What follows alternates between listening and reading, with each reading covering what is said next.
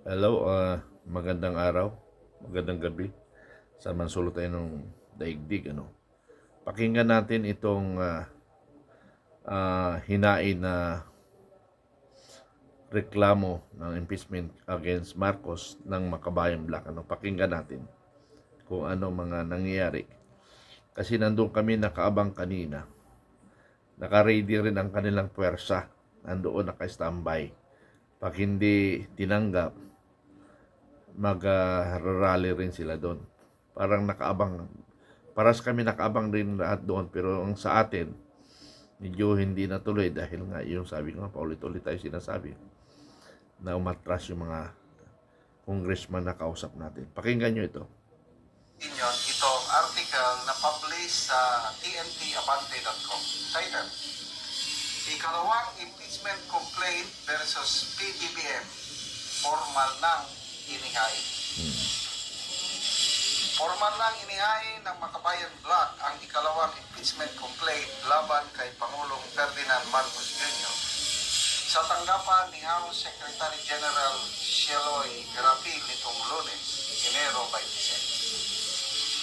Inendorso ni ACT Teachers Representative Antonio Tino, Gabriela Representative Sara Ilago, at Kabataan Representative Rene Co ang impeachment complaint na inihain ng mga pribadong individual sa pangunguna ni na dating Gabriela Representative Liza Mazan, dating Bayan Muna Representatives Teddy Casino at Nery Colmenares at Bayan President Renato Reyes.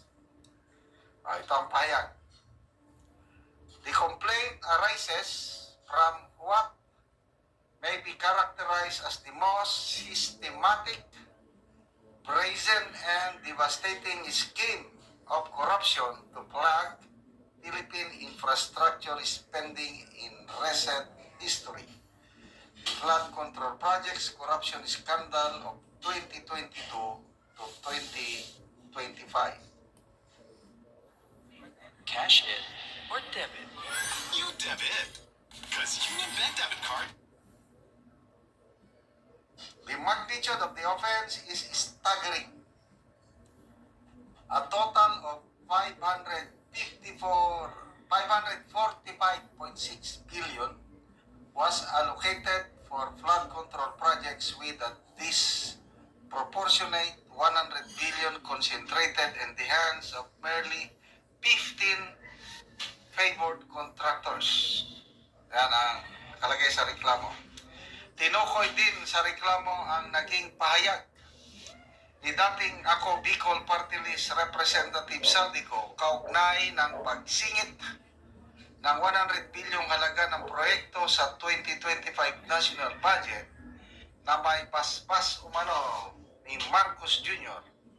at ang kickback mula umano sa mga maanumalyang proyekto. This is also not a case of isolated irregularities. This is systemic, institutionalized corruption emanating from the highest office of the land.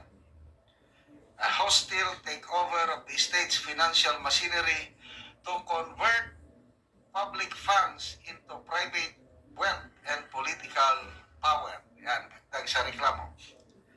Binanggit din sa reklamo ang paggamit umano na an unprogrammed appropriation scheme upang punduhan ang mga manumalyang proyekto. Sa panayam, sinabi ni Tino na umaasa sila na agad ipapadala ng Office of the Secretary General ang kanilang inihaing impeachment complaint sa Office of the Speaker upang maisama ito sa order of business kasama ang unang reklamo na inihain ni Attorney Andre De Jesus. Ipinadala na. Dito na tayo. Ito na yung bitag. Ito na yung political maneuvering.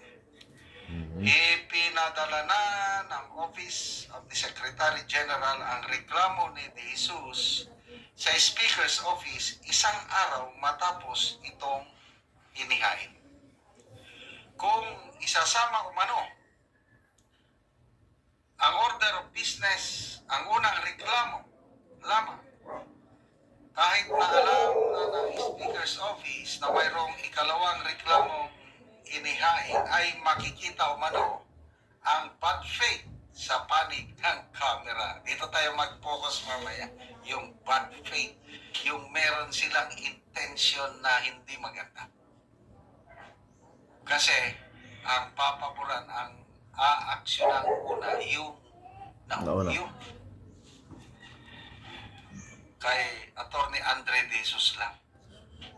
Kaya lumalabas dito na isahan ng utakan ng Administrasyong Marcos Jr. itong mga Makabayan Black.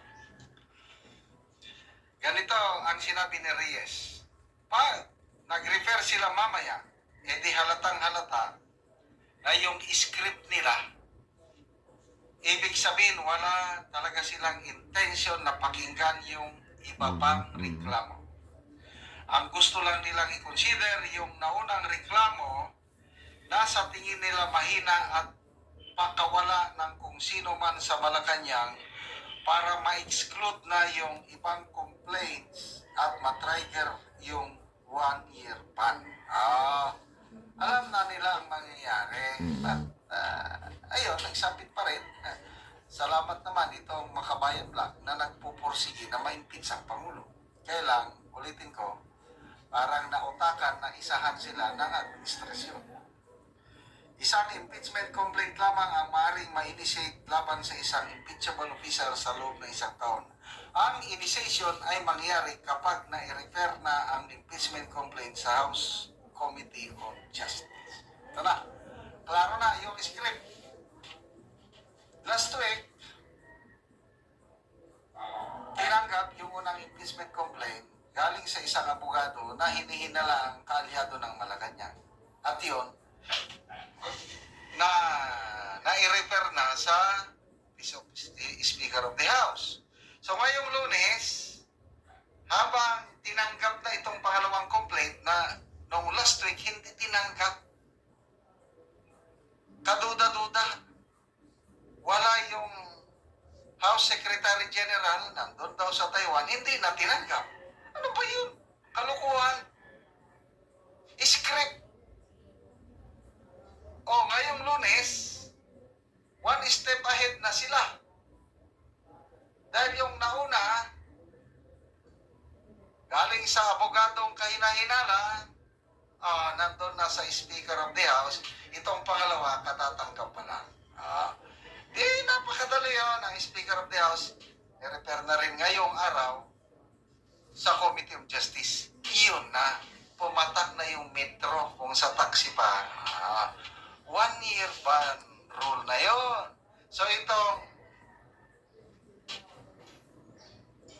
Makabayan Black tinanggap ngayon kasi kung hindi tatanggapin, puputak din sila ng reklamo ng taong bayan. Para hindi na sila reklamo, tinanggap kunuhay.